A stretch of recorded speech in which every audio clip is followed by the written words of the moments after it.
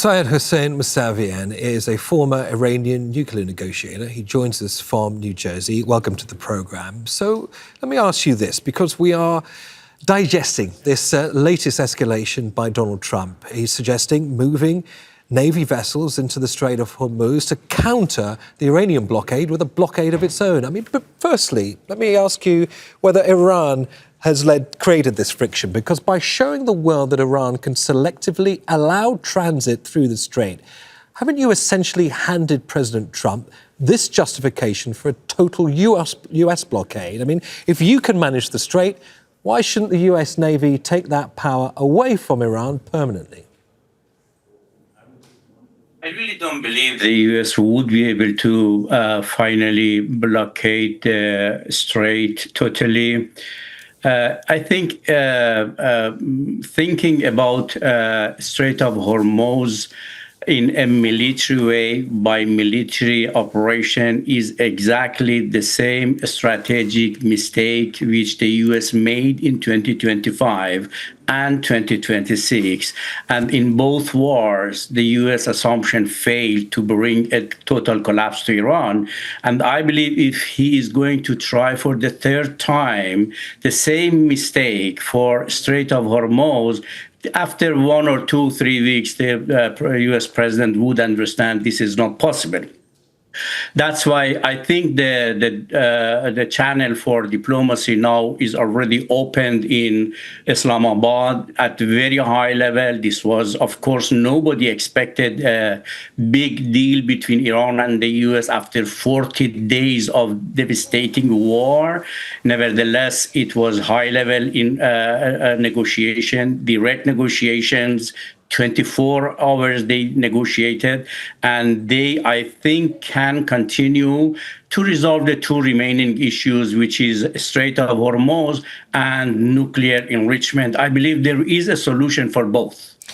Mr. Mousavian, you may believe that there is a solution for both. I appreciate that optimism, but we are hearing from Iran's IRGC taking Trump's threat very seriously indeed. They are saying that military vessels approaching the Strait of Hormuz will be considered a ceasefire violation.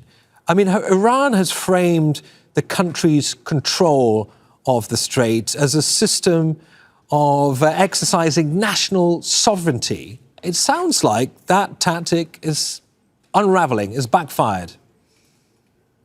First of all, we need to understand the Strait of Hormuz was open for 47 years, and Iran never closed. Now, second, even Iran did not close the Strait of Hormuz after the 2025 war. The U.S. attacked Iran, but Iran did not close. But this time, if Iran has implemented some limitations on the Strait of Hormuz, is just because the U.S. again attacked Iran in April 2026, which Iran considered an existential war, existential threat. That's why Iran decided to play with every cards they have. The Strait of Hormuz was one issue, and you have seen the Iranian allies in the region, from Al-Hashd al-Sha'bi in Iraq, Houthis in Yemen, Hezbollah in Lebanon. It was because in the second war, Iran really felt this is a decision by the U.S. and Israel to bring a total collapse to Iran, existential threat. That's why Iran decided to go for a Strait of Hormuz. It was not Iranian decision. It was not Iranian intention. I think the cause of what the crisis we are now in is because of the second war. Nevertheless, that's why I am insisting there is possibility for diplomacy. Okay. War has not resolved the previous problem like nuclear, and is not going to solve nuclear and Strait of Hormuz issue. I understand that this problem may have been the Americans' own making, and the Strait of Hormuz wasn't closed until this war started, but it is the international community, your allies as well as your enemies, that collectively suffer. It's only to be expected that the world's superpower that has been entrusted with securing global trade would now want to see this chokehold lifted.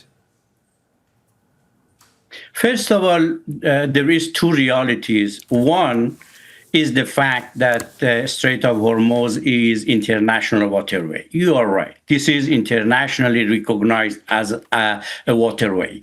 Second, this strait is in water territorial of Iran and Oman. Iran and Oman in 1974, they have signed an agreement that these two countries would manage this strait because this is in the water territory of these two countries. And each country, by international law, has the authority 12 miles from its water borders. Therefore, the Strait of Hormuz is about 21 miles, and 12 miles Iran has, 12 miles Oman has. That's why this is a mixture of Iranian sovereignty over its own water territorial and international rules and regulations, because this is international waterway.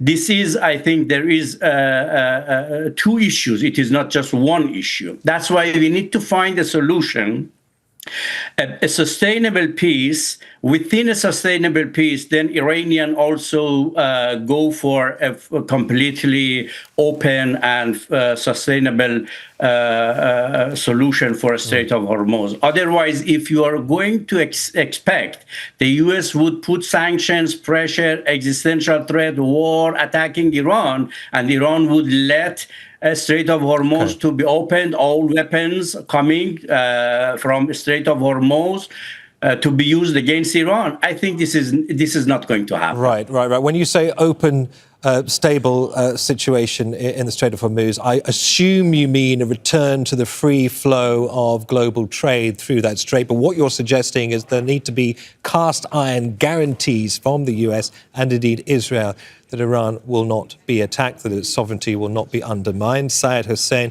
Mousavian, former Iranian nuclear negotiator. Pleasure having you on the program. Thank you. Thank you very much. Thank you.